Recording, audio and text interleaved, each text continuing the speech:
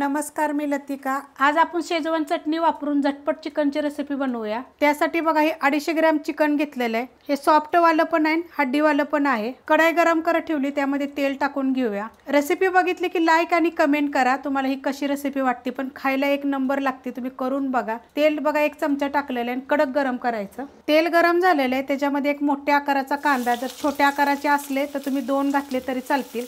आणि पहिला कांदा आपण चांगला भाजून घेऊया मीडियम गॅसवर।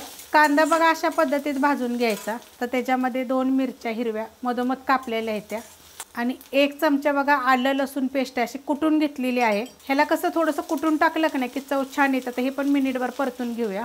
कांदा बघा चांगला भाजलेला आहे, अशा पद्धतीत भाजला पाहिजे। आणि गॅस आपला मीडियम आहे। आता ह्याच्यामध्ये आपल्याला थोडीशी हळद टाकायची, जास्त हळद काय टाकायची नाही, आपल्याला एकदम थोडीशी टाकायचे। एक मोठ्या आकाराचं बघा टमाटर एकदम बारीक कापून घेतलेलं आहे।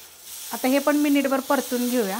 अशा पद्धतीने झालेलं आहे। टमाटर पण चांगलं सॉफ्ट झालेलं आहे। तर गॅस एकदम बारीक करायचा। आता ह्याच्यामध्ये बघा ही शेजवान चटणी 1.5 चमचा टाकणार आहे मी, तुम्ही तुमच्या तिखटाप्रमाणे टाका। ह्याच्यामध्ये आपण एक हिरवी मिरची टाकलेली आहे, त्यामुळे तुम्ही ती कमी टाकली तरी थोडीशी चालू शकते। आता हे परतून घेऊया। परतून घेतलेलं आहे बघा, गॅस बारीकच आहे। आता ह्याच्यामध्ये चवीनुसार मीठ, आणि मी शेजवान चटणीची पण रेसिपी टाकलेली आहे, ह्याच्या खाली त्याची लिंक देते। चांगलं हलवून घ्यायचं। आता ह्याच्यामध्ये हे चिकन टाकून देऊया आपण आणि परतून घ्यायचं। मिक्स करून घेतलंय बघा चांगलं। आता ह्याच्यामध्ये थोडंसं पाणी टाकायचं आपल्याला, कोमट पाणी आहे बघा, एकदम थोडंसं टाकायचे, कारण आपल्याला चिकन शिजवायचे ह्याच मसाल्यामध्ये। अर्धा ग्लासला बी कमी मी बघा पाणी टाकलेलं आहे। आणि गॅस आपला बारीकच आहे, गॅस बिलकुल मी वाढवलेला नाहीये। आता ह्याच्यावर आपण झाकण ठेवूया आणि बारीक गॅसवर एक 15 मिनिटासाठी शिजून देऊया। झाकून ठेवलं होतं, तर आता आपण काढून बघूया।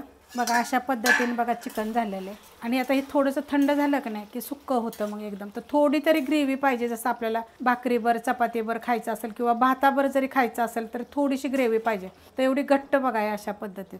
तर आता ह्याच्यामध्ये आपण कांद्याची पात टाकणार आहे। कांद्याच्या पात्यानं लय भारी चव येते, तुम्ही करून बघा। आणि लाईक आणि कमेंट करायला विसरू नका बरं का। ह्याच्यामध्ये थोडीशी कोथिंबीर, आणि आता आपण हे मिक्स करून घेऊया।